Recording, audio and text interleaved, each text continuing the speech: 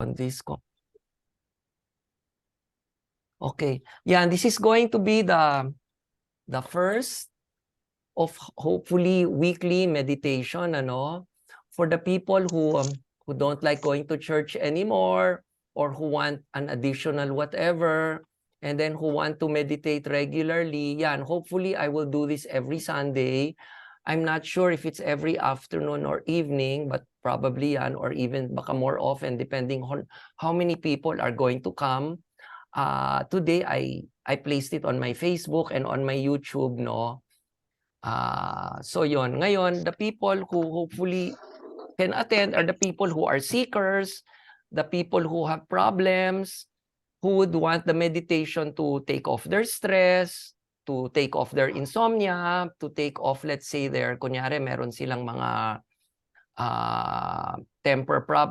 what do you call that, yung mga they have they have a bad temper and they want to lower it. The people who are let's say victims of narcissistic abuse, marami kasi yan. The people who want to forget their ex-boyfriends, girlfriends, yan, marami rin yan.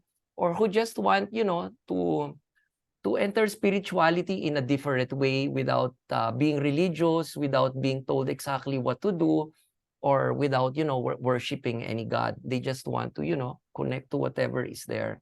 So yan, so we will start, no? Now, this meditation is based on the meditation I had before, yung four-phase meditation. This is going to be placed in my channel, Ricky Maramba. And the meditation, the four-phase meditation, is actually also already in a video there, no, under there, four-phase meditation, no. And then there's a date after, so that, just in case I revise the meditation, malalaman, you will know what is going to be the latest version. So yan, so sige, let's start na, no. So four phases, relaxation, union, identity, and expression. Si Lynn kasi, I don't know, siguro we did this 30 years ago. So yan, no. Sige, so first is the relaxation. You keep your eyes open, but you relax your physical body. Okay, starting from the top, relax your face, your eye muscles, your nose, your mouth. Okay, and then your neck muscles, you relax. Your shoulders, you relax. Your chest, your upper back. Your lower back, your abdomen. Your arms, you relax. And then your legs. And then let's just wait a few seconds until, we do it right. Okay. Now, next, your emotions. Aside from your physical body, your emotions, you relax them.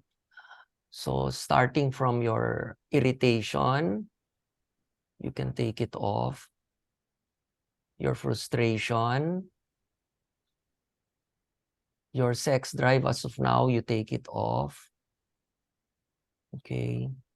And then, your mental disposition naman now will fix it. Do not worry. Do not think about anything which bothers you as of now. Do not get envious. Okay. Do not think of what will happen next, what is, all that. You just live in the moment. Blank. You just blank it. You just be aware. Do not think of anything. Okay. It's like, after you run 5 kilometers and you say, I'm so tired, my mind is blank, but I am aware. Or after, let's say, you're drunk and slightly tipsy, yan, di ba? You can see everyone, but yung parang you just don't think, yan. You just leave your mind blank. And of course, there will be little ideas popping out and you say, now is not the time to be entertained. You just drop it, don't think. You just be aware. Okay, next is your affection. You forget your sentimentality, your attachment to the people, especially the ones that really don't matter. I mean, when your teenage kids or nephews or nieces are already old, you should have taught them earlier, and you just have to, kind of let go, no? So yon.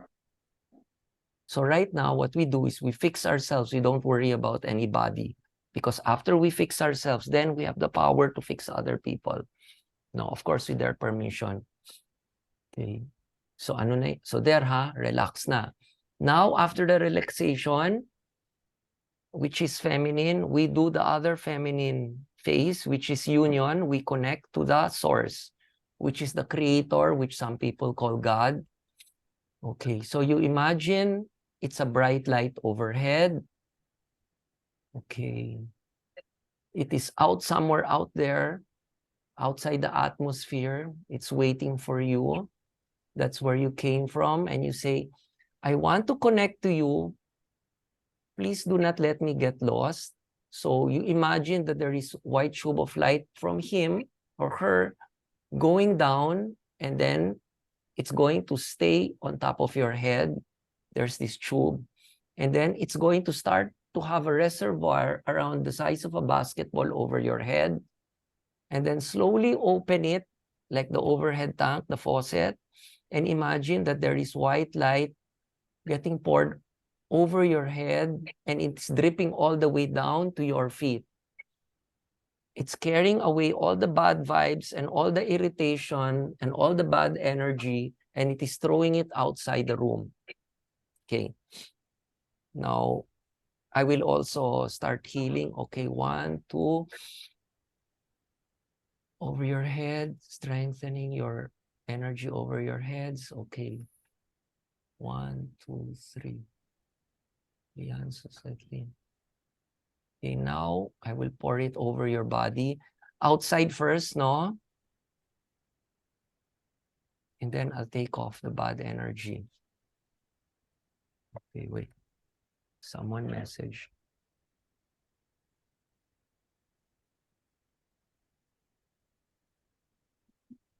Okay. Next. Okay. And then now I will strengthen the energy outside the body so that everyone who is pissed at you, who's envious at you, who's trying to control you, no, they won't go in, so that, so 1, 2.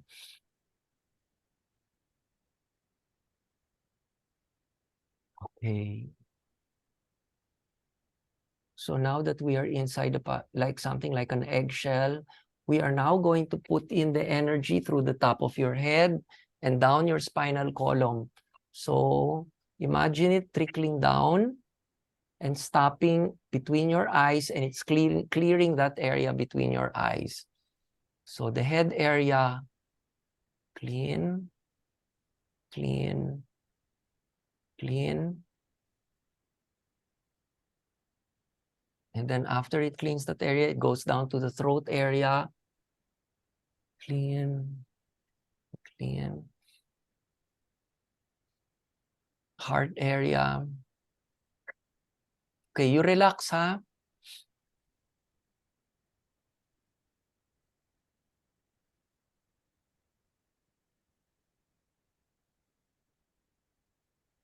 And then now, stomach area goes down. And base of the spine. And then now the energy throughout your spine will expand and will push the bad vibes out of your skin.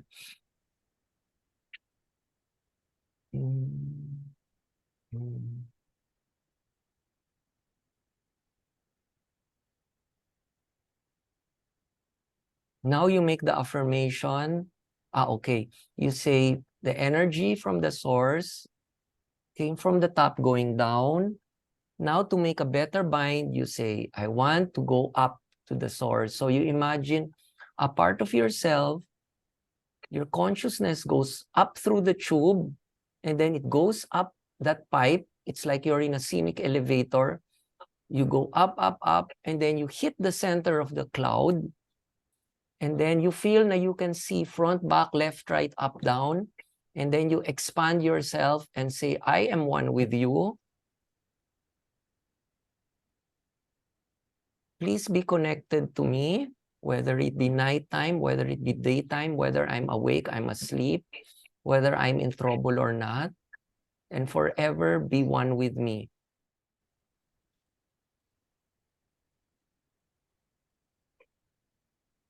Okay, now you bring it down.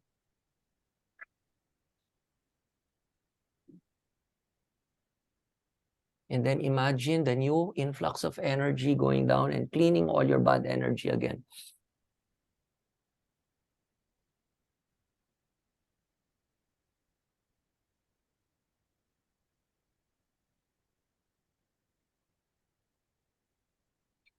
Okay, yan. Everyone okay? Nako, you're not supposed to sleep, huh? Okay. Some people, they feel sleepy at this point. Okay, now, that one is the feminine side, no? So, of course, the feminine side is always on binding. That's why, you know, females love to bind with their kids, bind with their husbands. Now we go to the masculine side, which is individuality. Individuality is not bad as long as you are connected to the source. Okay? You have to express yourself, and of course, you are allowed your individuality. Just like two twins, the moment they are born, you know, you dress them up the same, but later, of course, they will want to dress up differently, and there is nothing wrong with that. Okay? Just like you have your individuality, and no one should interfere with your decisions. Okay? I guess all of you are above 18 years old already, and you also are not supposed to really interfere with other people's decisions, unless, of course, you are parent and all that. Kahit na, you know, you should have done it earlier, no? But you know, it has to be done nicely. Hindi yun no coercion talaga. Okay.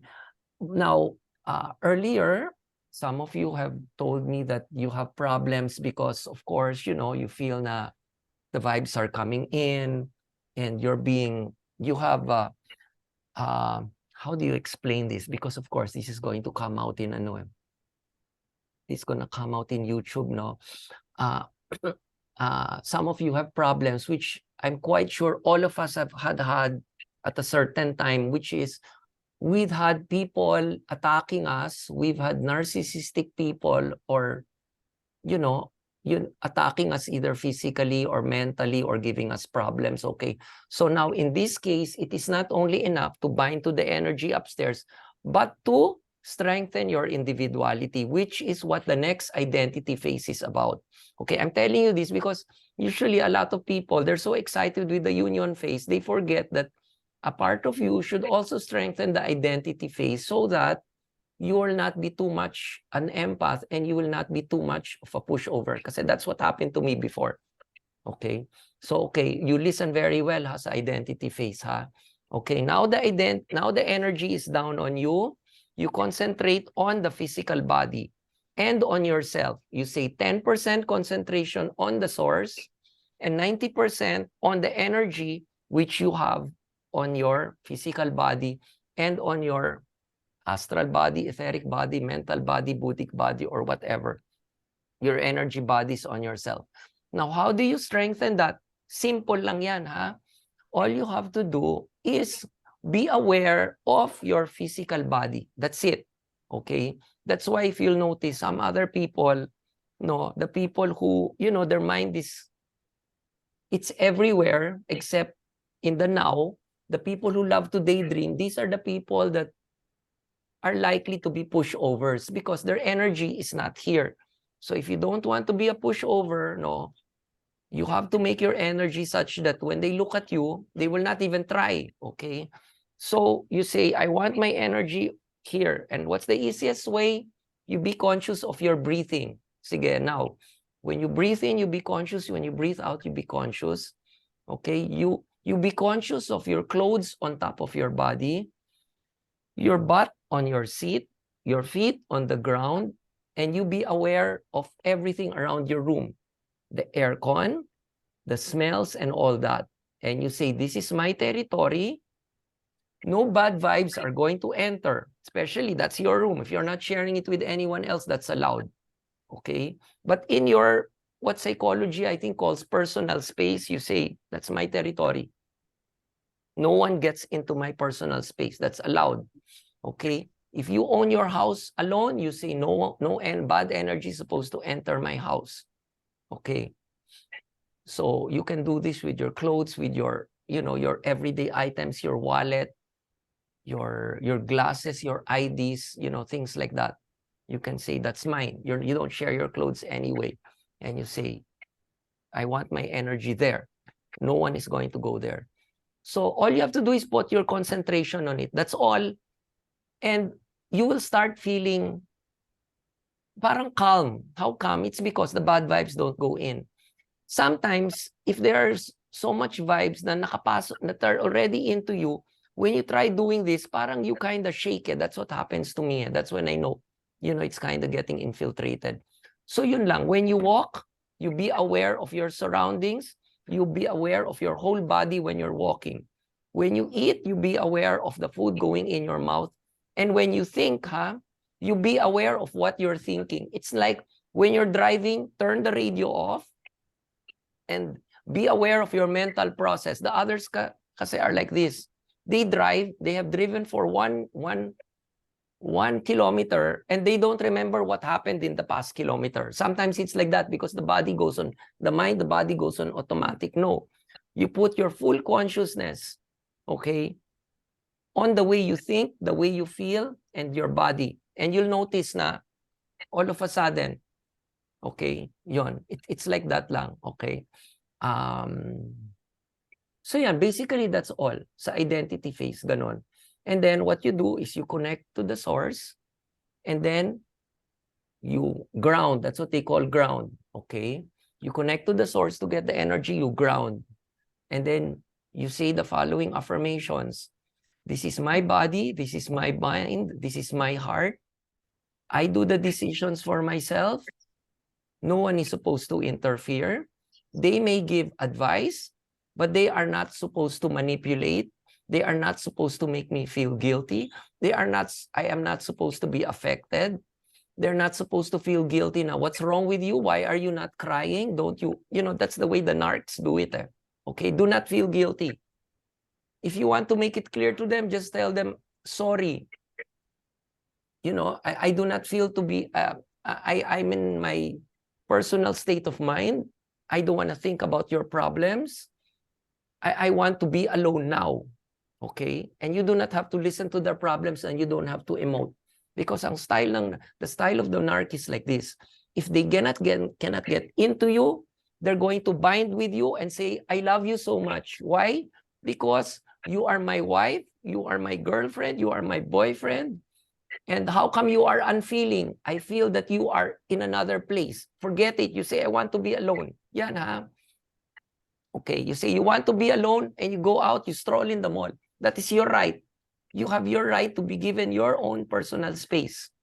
Okay, that's what you call personal space. And that's why the men, they're like that. Instead of fighting it out, okay, what they do is they leave. They're like this. They tell, like, a friend of mine called, Ricky, I had a fight with my girlfriend, your friend. Let's go out. Okay, when we went out, I asked, oh, what was your problem?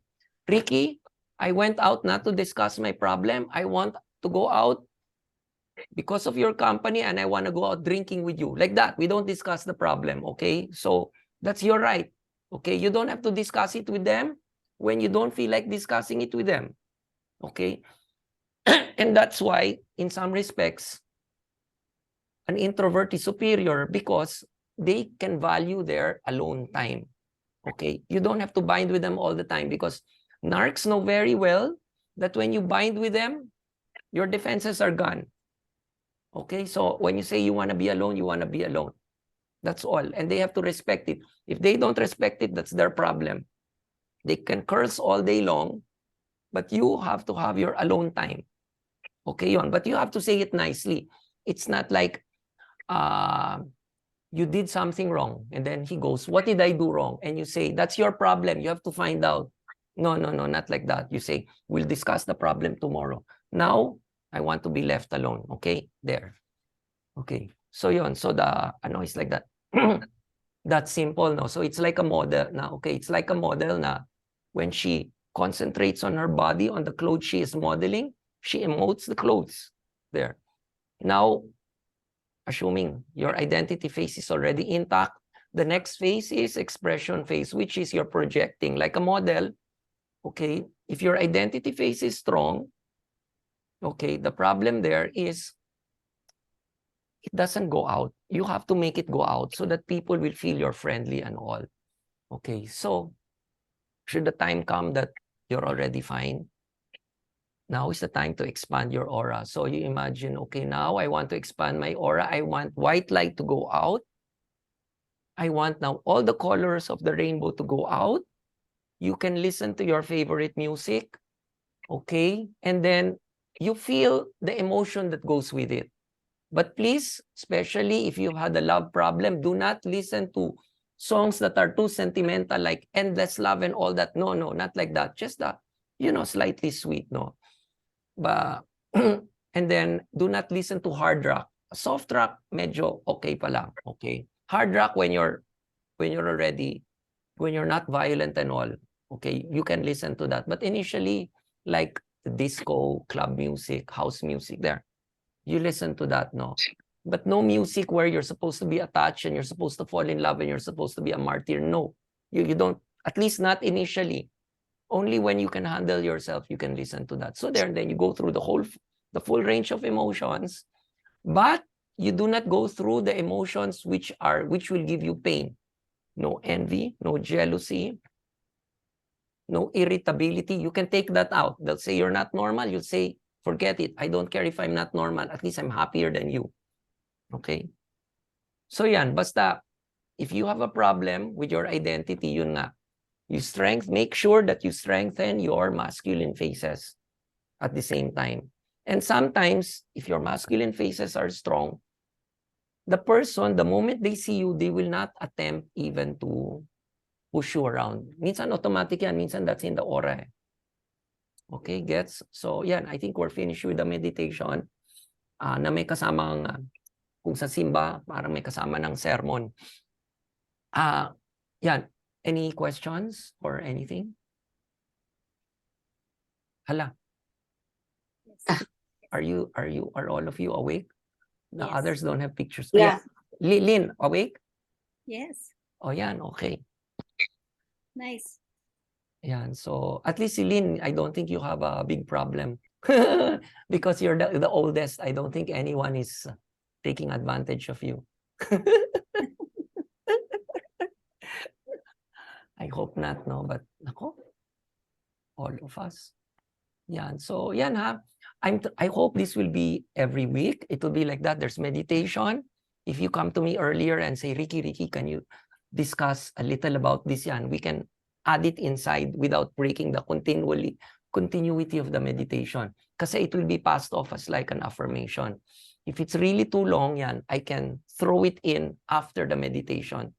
So basically, ganyan, I already got a Zoom account so we can go over 40 minutes. Kasi without the free account, 40 minutes only. It might be a little too short. Ay, did I press? Yeah, I did, no? I pressed. Wait, did I? Hala. Yes, you recorded it. I pressed record, di ba? Yes. Oh, okay. Now I can't find out how to take it off. Never mind, later na. Share screen, reaction, chat. O yan, questions. Hindi pala ako nakamute. Kanina inuulit ko lahat ng sinabi mo. Hindi ka naka...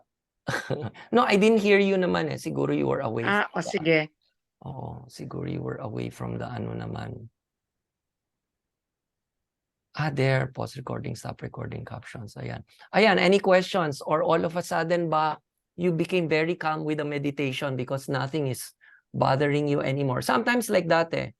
I have people, they come the first time, all they do is complain. And then I say, wait, let's meditate first and then we'll see what your complaints are after. And after the meditation, you have any complaint? No, everything's so quiet. So hopefully it's like that. Oh, is everyone calm already now? Yes. It's like all of you are drugged, huh?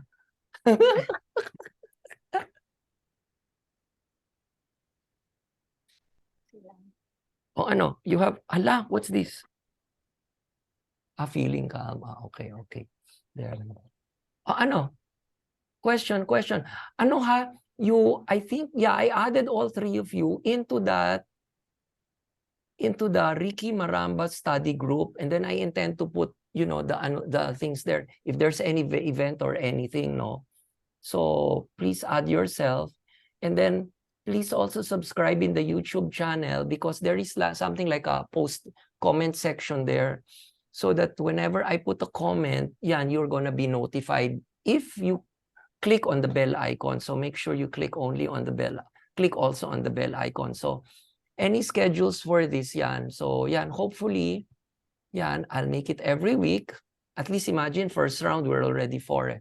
That's good enough already, And hopefully all of you are available. If you want to change the time to make it nighttime, fine. By that time, So, any questions or what?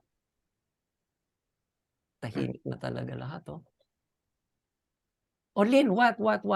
Any changes from the way I would conduct it 30 years ago? I don't know. I don't remember. My God, 30 years ago, no? Yeah, tagal na. Imagine 30 years ago when I met Lynn. Diyos ko. Yeah. Oh, the others. Question. Ayan. Anyway, naku, nagsalamin pa. Yeah. Buti kasi malabo para. Matanda na, I need glasses na eh. But you still look the same, imagine. Diyos ko. Baby face pa rin, no? Thank you very much, Ricky. Say hi to your family for me if they still remember me. It's a long time ago, eh. Long time ago. Yes. Yeah, I met her in Pranic, IISI, no? Institute for Inner Studies in Pranic Healing. Diyos ko. Anyway, thanks Yeah. guys. I have to go. Yeah. So Ricky, keep in touch please. Yun, Yeah, kasi yeah, kung yeah. every week, sige. Yeah, every week. And then, 3. And then, we might make it, baka evening na lang next time, because I think everyone's available at the evening, eh. Yung ganun, eh, no? Not too late. Yeah, syempre naman. Matatanda na lahat tayo, eh. No. We sleep early, eh. You don't sleep early. Sa bagay, me, yeah. I still party, eh. Feeling young pa rin, eh. You're still young. Okay. Yeah. Anyway, Thanks worst a lot. comes to worst, I can do it naman several times a week. No problem. And Diana, Okay. you try bringing your friends. At least you already naman know the content, eh. And So what, we can replay this in YouTube. Yeah, you can replay it YouTube. Yeah, and if you have friends with problems, you let them come. If you have friends that don't want to go to mass, sige, you also let them come. You tell them weekly. You have stressed friends, you let them come. Yan, everybody. But this isn't a support group in the sense na, because some support groups, all they talk for the next 2 hours are problems with this, problems with that. I don't like that. You're spreading bad vibes all over the place, So basta it's like this, we don't talk too personally about your problems, just vaguely, because of course it's public also, and people like me, we don't like, our problems to be, broadcasted out in the open, eh. Syempre, di ba, we have our privacy issues also, eh. Ricky, kanina hindi mo ni-record yung kinakwentuhan ko si Lian, no? No, wala. Only when I said record, that's the only time it went record, because Zoom is kind of strict with that, eh. In fact, if it's recording and you go in, it will warn you that it's recording, and if you'd want to opt out, ganon. It's very, very strict. So, Ano ba yan? Nag-record siya, tapos ko na kinwentuhan sila. you don't have to worry. Napraning. Besides, I can edit it naman. This is not live, eh. Sige. This is not live. Sige. Yan. Sige, thanks. See you guys. Sige. Okay. Sige, bye. Thanks a lot. Sige. Thank you, everyone. Okay. Sige. Bye. So, till next time, ha? Yeah. Okay. Sige. Bye-bye. Yan. Okay na rin? We'll go na? Ricky, how often sige. should we meditate? Like, pwede bang multiple times in a day or dapat every day, pero Yeah. Well, like this. regularly? Well, this one I intend every week, no? if there are a lot of people, especially in different time zones, like Suzette, maybe one, like now it's midnight for her, no? Maybe can be several. Now, personally, no, me before, what I do is I integrate my meditation with my normal life. Okay, such that, kunyari, I'm in the public bus, there's nothing to do, no? Especially before, no bus lane, no LRT. While I sit down, close my eyes, I meditate. So 2 hours meditate. 2 hours going, 2 hours coming, no? So there. Now, let's say you're driving the car, no? Forget the radio. You can meditate on your identity phase. All you have to do is just concentrate on the road, concentrate on the sound of the tires on the road, and everybody passing by. Actually, that's already, others would call that walking meditation. See? So it's not connecting to the top, but it is focusing your brain on something. Okay? So ang mangyayari dyan is that, kasi like this, if you do not focus your conscious mind, your subconscious will take over and it will go automatic and it thinks of so many crazy things. In Buddhism pa nga, they call it monkey mind. So that idea alone that you are living in the moment and you are not letting your mind wander, that is already meditation. You can do that. Okay? When you're walking around, especially driving around, unless you are very, very good already, do not try meditation on the source because your concentration will not be on the road. Okay? And then at the same time, yung relaxing, just always be aware that, you know, your stress is out. Me, before, I thought my stress was out until later I noticed that I have facial stress. I'm always like this. No, so you just be conscious that, you know, you don't worry about things. When you sleep, all you have to do is, because sometimes you remember, no, and you say, I have to remember this because I have to do something in the morning related to this. What you do is you write everything down and you say, I've written everything down so that I don't have to try to remember it at night. That's an excuse. Your mind just wants to think, no? So that when you sleep, you say, forget it. I don't want to think of anything because I remembered it. And then all of a sudden, you're going to say, there is something else. Then you say, then you sit up and then write it again in the piece of paper, that new thing. But do not go to sleep trying to think of something. Yun. If you want, minsan I rest trying to think of something, no? But that's because I want to rest and at the same time think of something. But things na, you're thinking of something, but it's useless. Nako, forget it. That's why sometimes they say I'm manhid because I'm what's this, insensitive. I say, look, it is useless. Worrying is useless. It may be normal, but it is useless. And for me, even if it's typical, even if it's so-called normal, if it is useless, I don't do it. There. See, like if somebody gets lost, me like that, you know, is there anything you can do? No. You just have to wait for him or her. If after so many hours or days it doesn't come back, call the police. But for me, useless worrying. Of course, diba, insensitive, right? But when you think of it, you know, that's the way to keep your sanity. Besides, if you worry, you know, the bad vibes is there. It might even get worse. If you want, you pray for him, you meditate for him, but do not worry because it's useless. And this idea that, you know, worrying will make you do something, that is only for some people. Okay, there's so many people who will do something even though there is no pain, even though there is no worry. So yun lang, those are the things that, in a way, it's a meditation, in a way, it's not. But if you really do that every day, your brain is okay already. Okay, but, you know, if you really want it deep, minsan I do that. I close my eyes and then I go straight to the source and I forget this one there. Then you really go straight and you really go deep. No, because this one, I'll tell you, no, I feel that it goes in cascades. You go to the source has a source, the source has a source, the source has a source. So what I do is I jump it one into the other and I really, really go up high. So things like that, then maybe you have to be lying in bed, closed eyes. But, you know, the normal things like the stress only, you can do it the whole day, no, without connecting to the top. Okay? So yun lang. But yun nga, if you come out with a lot of participants, sige, I'll do it several times a week, no problem. Okay, and you tell them that, you know, when they come, they don't have to tell me their problem. No, maybe just general so that I can address it. But we're not here to talk about problems and bitch about our problems, bitch about men, bitch about women, how this person treated us. For me, useless. There are other support groups you can do that. Here, no, here you come, you be quiet, we'll discipline the mind, and that's it. Okay? So yan, answered na? Okay, thank you. Yan, o sige, sige. Till next time ha, basta you keep in touch ha. And Okay. you just keep chatting. You can chat in that chat group we have or the Facebook group which we also have. Yan. Okay? Okay. Sige, sige. So see you hopefully next week.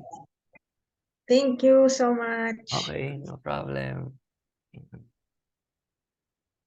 Sige. What's this?